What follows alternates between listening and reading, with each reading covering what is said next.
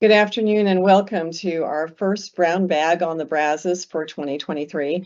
I'm Judy Pierce, Public Information Officer for the Brazos River Authority. I'm filling in today for David Collinsworth, our General Manager and CEO, who had a scheduling conflict for today. So we have two topics that we're going to discuss today, starting off with potential changes to law enforcement at Possum Kingdom Lake, which will be presented by our Upper Basin Regional Manager, Mike McClendon. And of course, we'll have our update on drought conditions and current water supply status from Water Services Manager, Aaron Abel. And then we'll end up with some Q&A. Before we head out into that, though, I'd like to talk just for a minute about our brown bag on the Brazos public meetings. The brown bag began a little bit more than a year ago to provide you with details about our responsibilities within the Brazos River Basin and to keep you updated on projects and water concerns. But we'd like to hear from you. What would you like to know about the BRA? If you have a topic or project you'd like to know more about, send us an email at information@brazos.org. That's our email address. And you can discuss anything from environmental concerns, our ongoing lake projects, such as the Lake Limestone Gate Replacement Project that will be starting a little bit later this year. We'll start to see changes there, or even recreation on our lakes. So just drop us a line and let us know what you'd like to hear about, and we'll get them scheduled for upcoming Brazos Basin news. So before we head on, let's get into a little bit of housekeeping. As I said, we'll have your questions and answers at the end of our presentations. But you can ask questions at any time during the presentation by clicking on the bubble in the right-hand side of the corner of the screen. We'll get to as many as we can by 1 o'clock.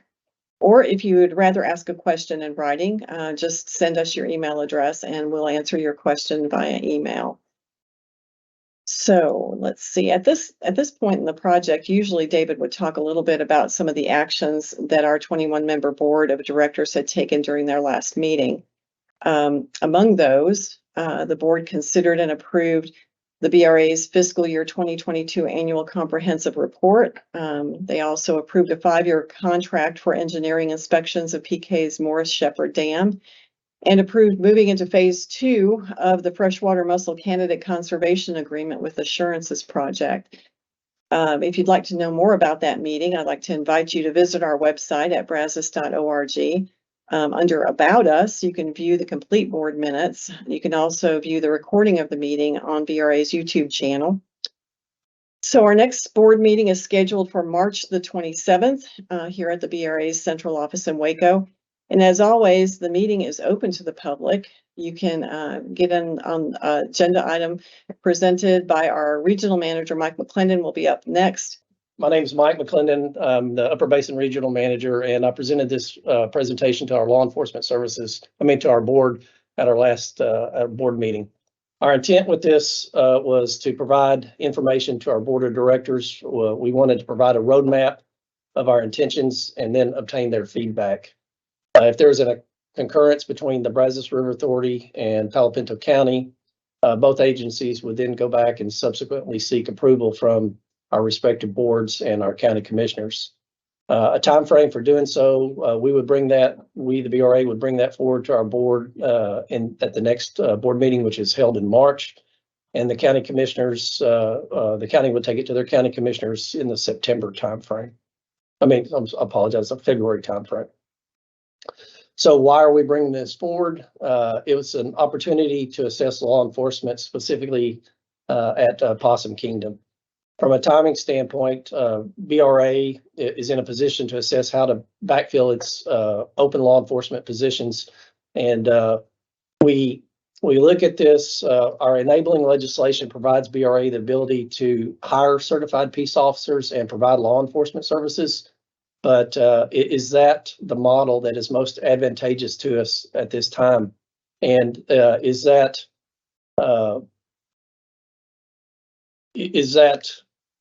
one of the main, underlying goals that we wanted to look at was to ensure that our critical infrastructure achieves the same, if not better protection, and it benefits everybody. And when I say everybody, it's not only the Brazos River Authority, Palo Pinto County, but also the public at large. So At Possum Kingdom, we have a budget. We have 5 Lake Ranger positions with 3 that are open. Because of the staffing condition, we had an opportunity to comprehensively assess backfilling those open law enforcement positions.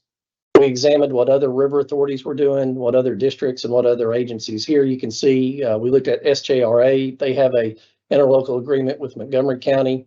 LCRA similarly has an interlocal agreement with the county. And then also the U.S. Army Corps of Engineers has an interlocal agreement, and that's nationwide. Additionally, we looked at the school resource officer model, and that they're very similar to us. Their core mission is, to teach and to learn. Our core mission is water supply, water.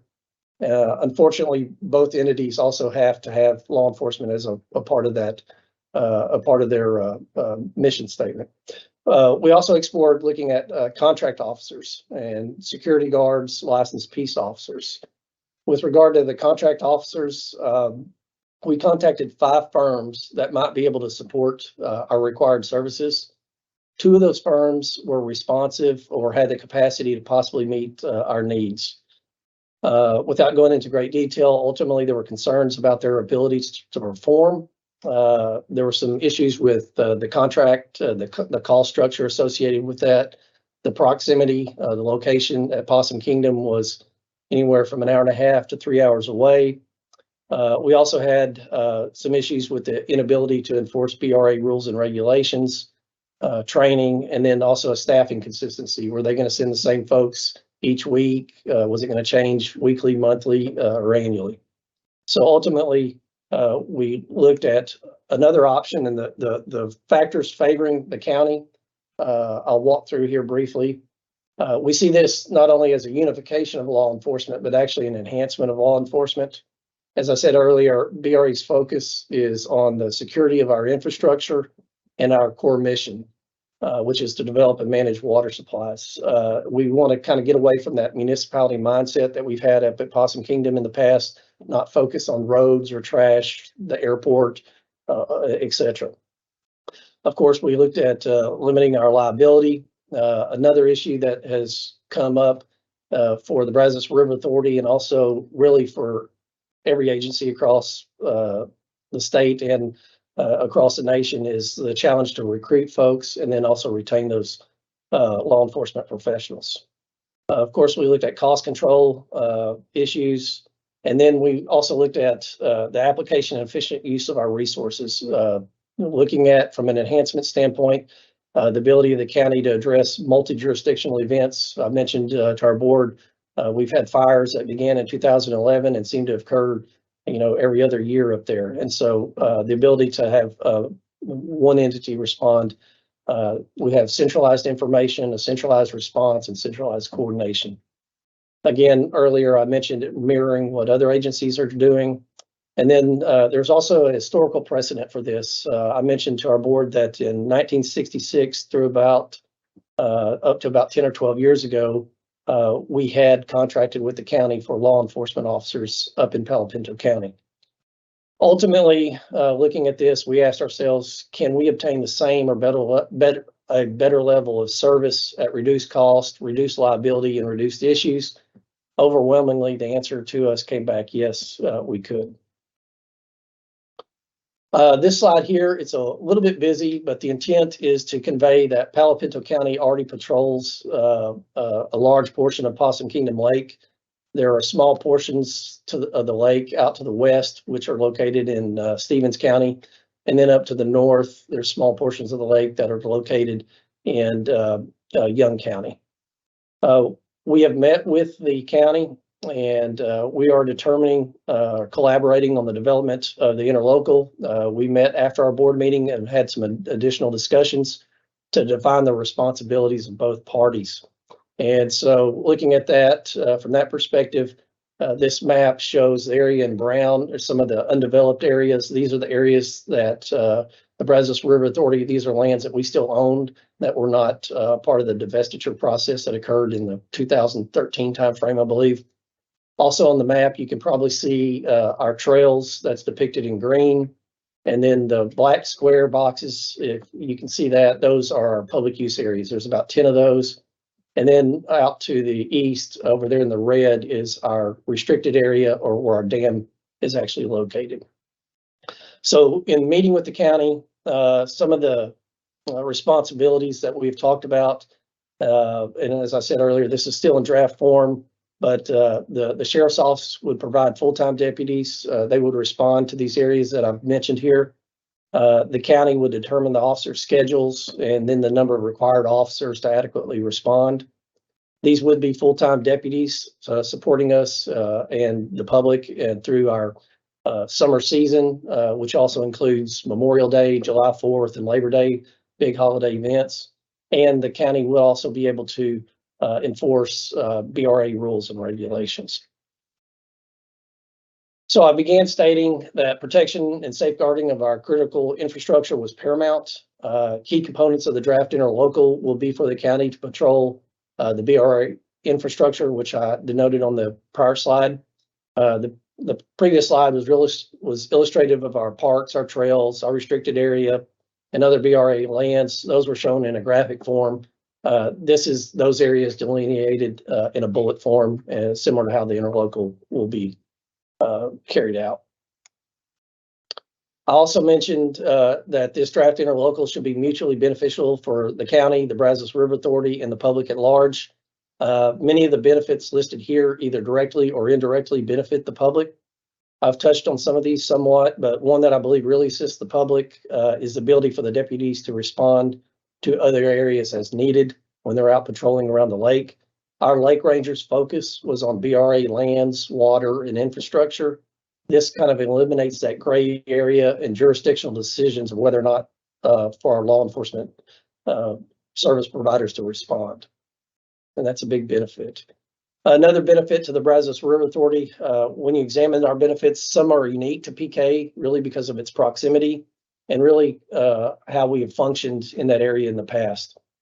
Having one primary law enforcement agency will provide the ability to have the same level of service when needed, and while reducing also BRA's liability. That's a great benefit to the Brazos River Authority. We can, from a transition standpoint, we can obtain a comparable level of service and protection of our infrastructure if we proceed with this transition. Our intent is to provide an option for the 2 remaining officers. If you recall, we have 5 positions. We have 3 that are vacant at this point, but we do have 2 that are still currently carrying out their mission. One of the options for the 2 officers would be to apply with the county. We've met with the sheriff. They would go through that process. Another option would be to move into a different capacity with the Brazos River Authority, and that would serve as a reservoir programs coordinator. Essentially, without going into a lot of detail, they would still provide a lot of the same services. Public outreach and education would be paramount. They'd really be an advocate for the Brazos River Authority. They would also coordinate special events. There's a lot of time involved in that. These events that I've got listed here, the Red Bull event, diving, there's several fishing tournaments. July 4th, it's always a big holiday. And then there's a triathlon. So they would be working, a lot of their job duties would fall into this. And then also on the holiday weekends and just general weekends, help with our gate attendants and the park upkeep and monitoring that situation. The opening slide, I mentioned bringing forth the interlocal execution in a March timeframe to our board. This still has to be coordinated with the county, but if there is a concurrence, we would like to have this effective before the summer season. I understand there may be some hiring issues with the county depending upon when they could obtain these officers, but to kind of help facilitate that effort, and also in addition for the additional services that the county would be providing, safeguarding our critical infrastructure, we're offering to provide some assets to the county to assist them. We have 2 law enforcement vehicles, 2 trucks, 2 Dodge vehicles. They're 2019, 32,000 and 36,000 miles respectively on those. And then we would also be providing a patrol boat. It's a 2013 hull. And then because of the amount of patrolling that we've done in the past, we've added a brand new motor onto that. It's a 2020. It has about 119 hours. So it's basically just being broke in at this point. And then that's the conclusion of my presentation. If you have any questions, I think maybe we'll take them at the end if I'm correct. Good afternoon, everyone. My name's Aaron Abel. As Judy mentioned before, I'm the Water Services Manager here at the authority. And as we've done in most of the brown bags, we wanted to touch on a couple of aspects related to water supply. We'll talk a little bit about the current status of the system and provide some impacts on the ongoing drought conditions in the Brazos Basin, and also tell you a little bit about some of the rainfall that we've received and how that's benefiting some areas of the basin as well. So we'll also provide some information about what we saw in 2022, where the rain fell or where the rain didn't fall, and compare that to the significant drought year of 2011. We'll provide a brief summary of the water use across the BRA water supply system in 2022. We've gathered all the data related to water use, and so we can have provide some statistics about that. And then finally, we'll round out the update summarizing what we might expect over the next couple of months, briefly talk about some of the longer term forecast, and provide some information about what we may see here in the near term too. So those are kind of the topics we'll touch on. So as I mentioned, first off, we wanted to kind of update you on the current status of the system. And as most of you know, this is a graphic that we update on a weekly basis. And in this particular graphic, we've added some additional information related to the statistics in the reservoir system in the upper right-hand side of the graphic. So the proportion, how large the bars are, those are the locations of the reservoirs, and the proportion of how large the reservoirs are relative to each other, related to the overall full capacity of the reservoirs. So the blue in those bars are the full storage, how much water is actually being stored in the reservoirs, and then the white area, those bars, is the empty storage, or the vacant. Sometimes we'll call it vacant storage. As you can see, Possum Kingdom, Whitney, and Belton are the three largest reservoirs in the system.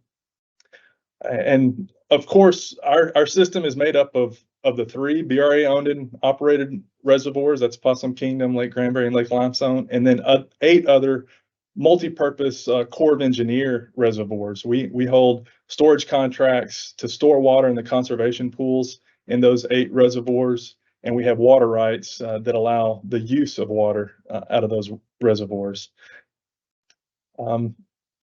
Currently, there's a little more than 1/2 million acre-feet of empty storage across the 11 reservoirs. So that's, if you add up all the white in those bars, it's about 1/2 million acre-feet. And so we're about 74% full, and the statistics on the percent full, the drawdown, and then the new information relates to the 2-week difference in feet. So that last column in the table represents the change in elevation over the last 2 weeks at each of the reservoirs. And you can see that, yes, a lot of the reservoirs, we're seeing some improvement as far as lake levels. Some of the largest improvements are further to the east and further downstream in the basin. We've seen more rain here lately, especially over the last several weeks in that part of the basin, primarily downstream of the reservoirs. And but Lake Limestone has increased by about 1.6 feet. It's still 3.6 feet low at 79% as of yesterday, but we are seeing some continued improvement, and we'll see some improvement there over the next couple of days and into next week with some additional rain. We have Lake Somerville came up about 1.3 feet over the last 2 weeks, and Lake Granger now is the first reservoir. It's a core reservoir, but it's the first reservoir to store water in the flood control pool in quite some time. So that's some good news. And then also, we wanted to point out the drought status. BRA as a water, as a reservoir owner and water right holder, we have to maintain a drought contingency plan with the Texas Commission on Environmental Quality. And the drought contingency plans is basically a plan to manage the supply during droughts and extend that supply as long as possible. So right now, overall, we're still in stage 1 drought watch for the entire system, the combined 11 reservoirs, the storage. To reach that stage 1 is about 79% full, so we're about 5% below that. And then at Lake Proctor, stage 1 drought watch recommends a 5% reduction in water use. Lake Proctor, it's one of the reservoirs that's been impacted the most. It is at 42% full, and it's in stage 3 drought emergency. And under stage 3 conditions, that requires a 20% reduction in water use.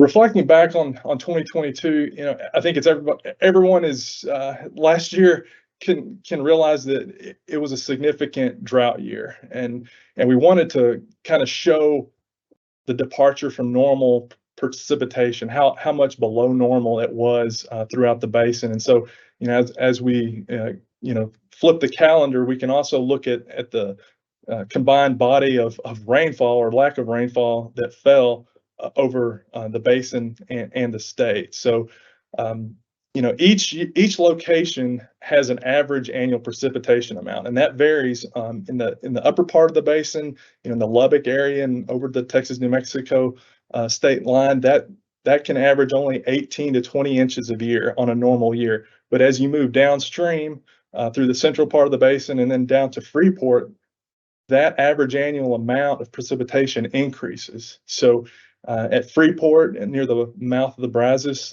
they typically get on the order of, somewhere on the order of 50 to 52 inches of rainfall in an average year.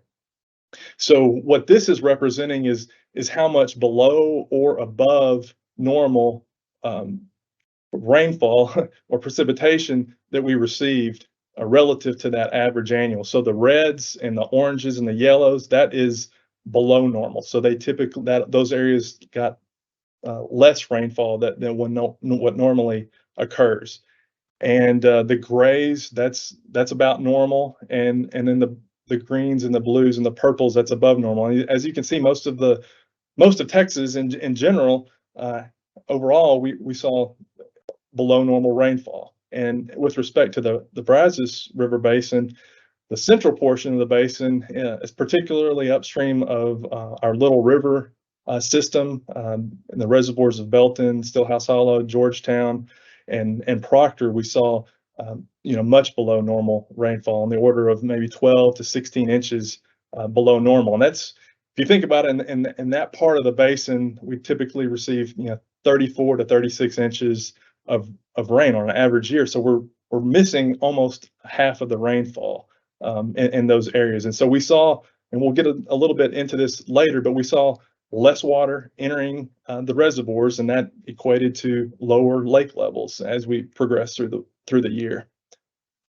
Downstream of the reservoirs, we fared better. Some areas, particularly in the lower portions of the Little River watershed, and then along the main stem, but a little bit further up towards the Bryan College Station area, saw normal rain. If you looked at the whole year. Now, with precipitation falling more downstream of the reservoirs, we did see a little bit more water in the main stem of the river, and that supplied a little bit higher stream flows.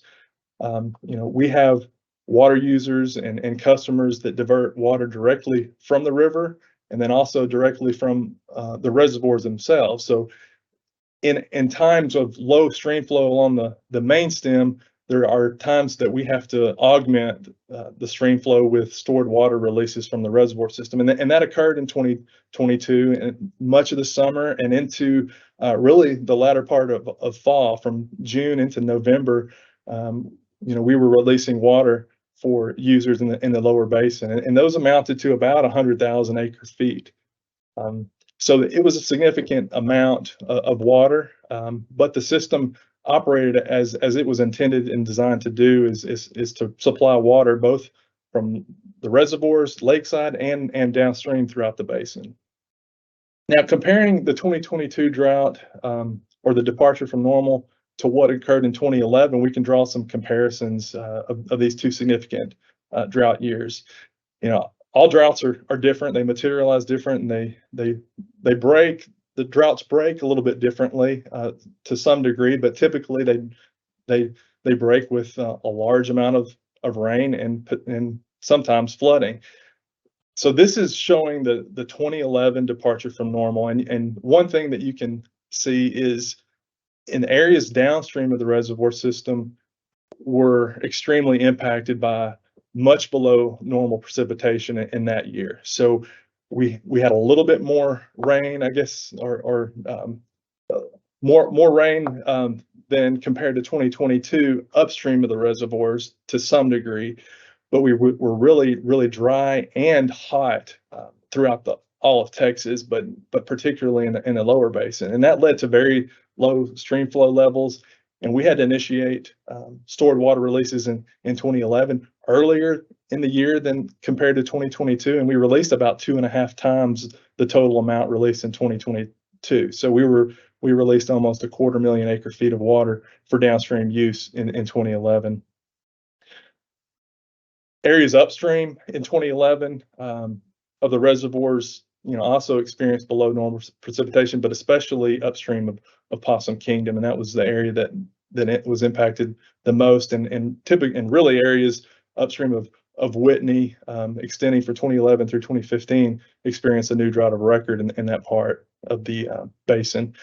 With higher temperatures, I mentioned higher temperatures in 2011. We looked at comparing the evaporation rates in 2011 versus 2022, and 2022 was definitely a hot year as well, and we had high evaporation rates. But if you compare to 2011 was about 25% higher as far as evaporation rates in the summer compared to 2022. So that was an interesting aspect or comparison that we drew from looking at the evaporation data. Some good news looking at the last several months, dating back since October, the vast majority of the basin has been receiving normal rainfall, and some areas, mainly focused in the lower Brazos River basin and parts of Waller, Austin, and Fort Bend counties, have received anywhere from 2 to 8 inches of rainfall above what normally falls over the last 3 or 4 months. So that has continued to provide stream flow in that part of the basin.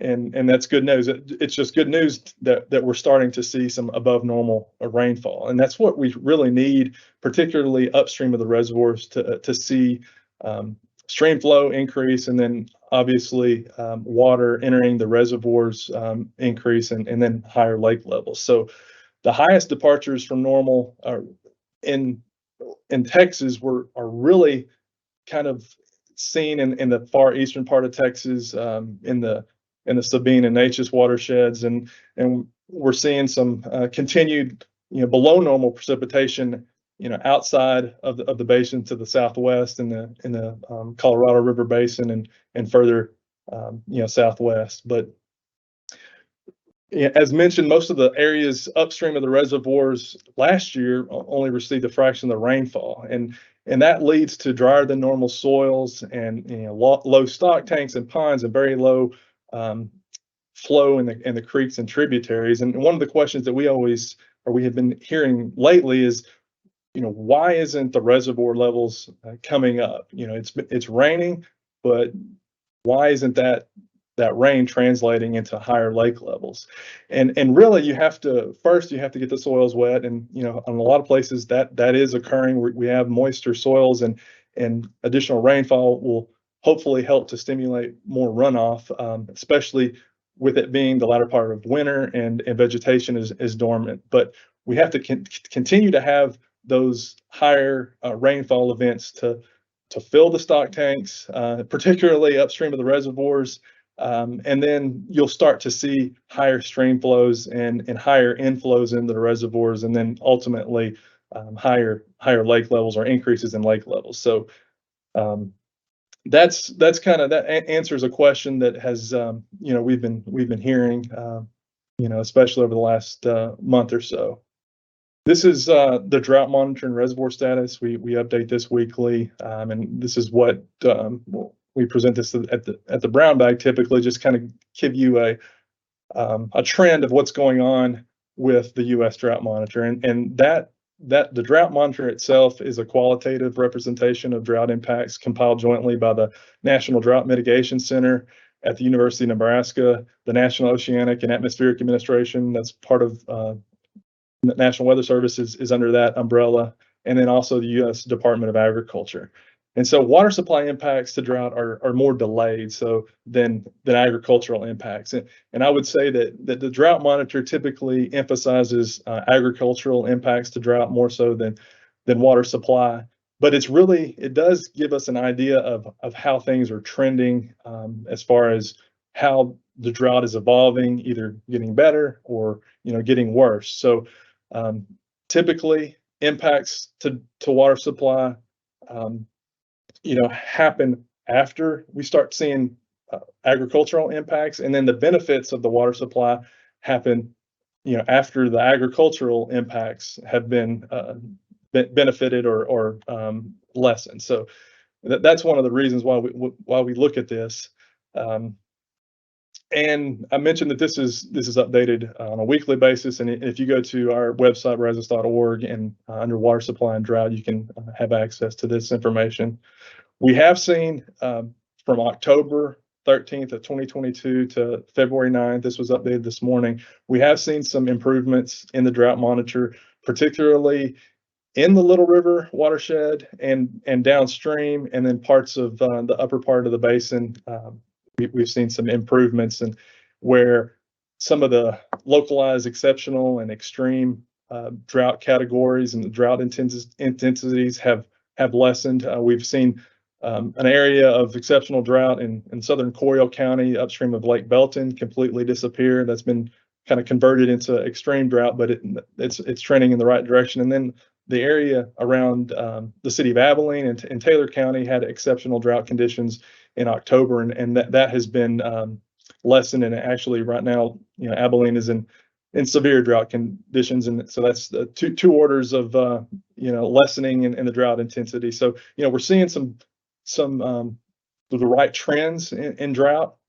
We need to see above normal rainfall, really upstream of the reservoir system for an extended period of time to really see some increased runoff and inflows and lake level increases. So that's what hopefully we can see more of that as we move through the next month or so, and hopefully more so into spring. So the next slide, the 2022 total water use. So I mentioned that we wanted to provide some information about our water use in 2022. So I mentioned that we have customers that divert water directly from the reservoirs and downstream of the reservoirs, and we release water in dry times, particularly last year for customers and users downstream along the main stem. Our total water use in 2022 was just under 383,000 acre feet, and that is above normal. You can see the historical annual water use in a bar chart in the lower portion of this slide. So the vertical axis is water use in acre feet, and then the horizontal axis is just the years dating back to 1942. So in 2022, it was our second highest water use year in the period that the Brazos River Authority has existed. So second only to 2011. 2011 was almost 500,000 acre feet of total water use. So over the last, I'd say 4, 5, 6 years, our use has kind of been around 250,000 acre feet. So we're on the order of 130,000 acre feet above normal if you look at the last several years. But the last several years, not including 2022, have been really pretty wet. So we had a wet period, and then obviously had 2022, and hopefully we're going to come out of the drought here pretty soon. You'll see the water use by type as a pie chart in the upper right hand of this slide. And so half of our water use is municipal use. We also have a significant portion, about 40%, is industrial, mainly steam electric power generation, and then about 9% was irrigation. And so if you look at that, that's pretty normal. We did have, obviously we have a little bit higher use for irrigation in 2022 due to the lack of rain, causing water use from our system. So wanted to talk a little bit about inflows and what we saw in 2022 compared to other drought years. So what you're seeing here is our daily inflows accumulated through time from January 1st through the end of the year. But we also added a couple other, more dry or drier years that we've experienced in the last 12 or 15 years. That's 2013 and 2011. So the vertical axis is inflow. So that's basically the amount of water that enters all 11 reservoirs. We calculate that on a daily basis based on the information that we receive as far as water use and releases. So we can calculate over time how much accumulated in the reservoirs based on inflows. And the red line is 2022. The yellow line is 2011. And 2013 was also a pretty dry year in the 2011 through 2015 drought. And one thing that you can see is 2022 was pretty significantly a lot lower than 2011 and 2013. So that was, but that's not uncommon based on the lack of rain that we saw above the reservoirs. So we were on the order of almost half of what we saw in 2011 and 2013, a little bit more than half. That's what we saw in 2012. So that is something significant. Well, one thing that a lot of folks ask about is how we compared in this route versus in 2011 as far as reservoir storage. And in 2011 we got down as low as about 60 to 62% from the total system, and we're about 10% higher than that right now, or a little bit more than that right now. So we entered the 2022 drought really in 2011 in a much better place in most of the reservoirs. This is a seasonal outlook that the National Weather Service provides on a monthly basis, looking ahead in the next 3 months. And the right hand or the left hand side of this slide is the seasonal temperature outlook, and the right hand is precipitation outlook. And I want to stress that this is a more long-term outlook. So even though we had some wet weeks, that doesn't complete the whole body of work in a longer-term outlook. But right now, as of January 19th, we'll have another, National Weather Service will issue another one of these outlooks in a couple of weeks. But as of January 19th, they were saying that there was an increased probability in temperatures between February through April, and then a little bit lower or above normal, above probability in below normal precipitation. So the browns on the right hand side, that's leaning below as far as not seeing as much rain as we would typically see. But as I just mentioned, we have seen some areas of at least normal and above normal rain since October. So we'll see what happens over the next 3 months, but hopefully we'll continue to see some rain.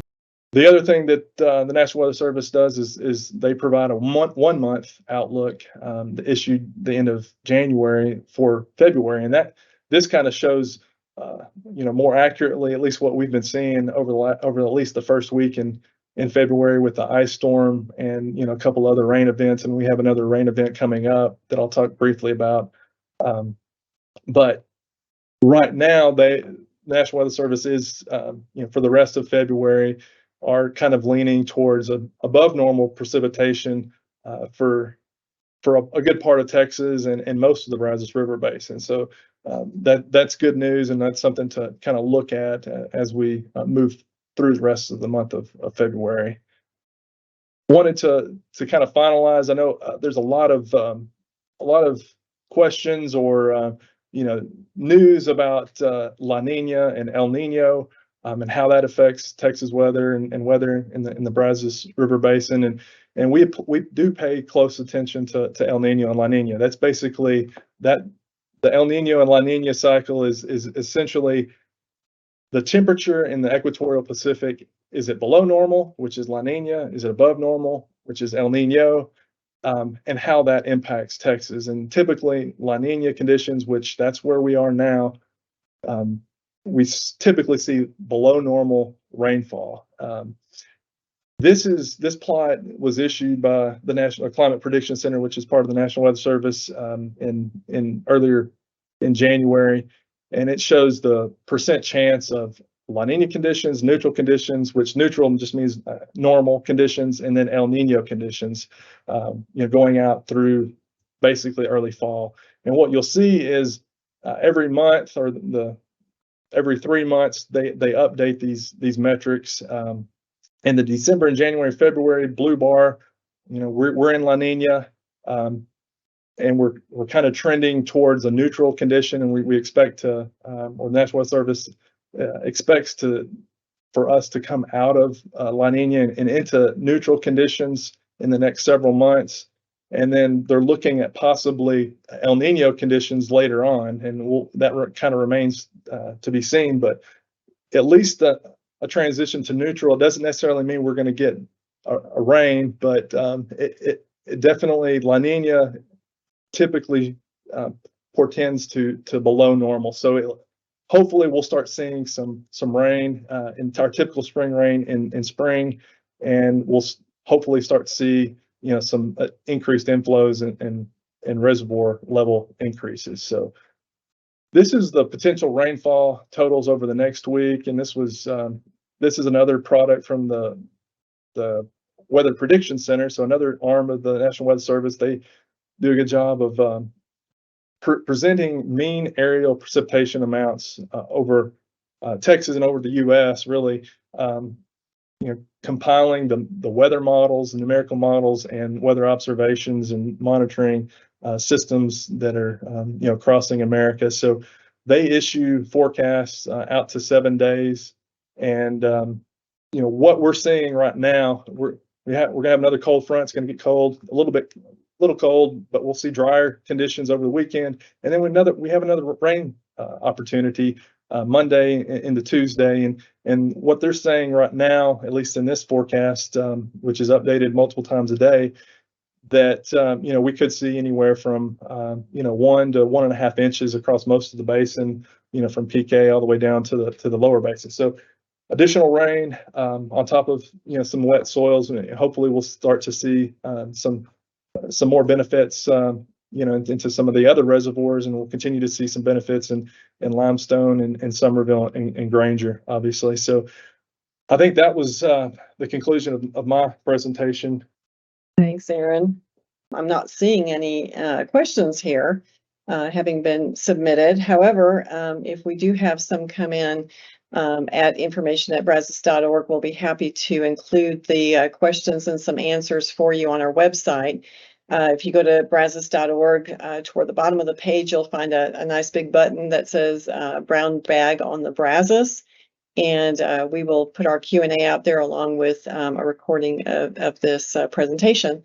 So if you do have questions, please do go to information@brazos.org, send us an email, and we'll be happy to answer them for you. And again, thank you for joining us today, and we will see you at the beginning of April for our next Brown Bag on the Brazos. Have a great afternoon.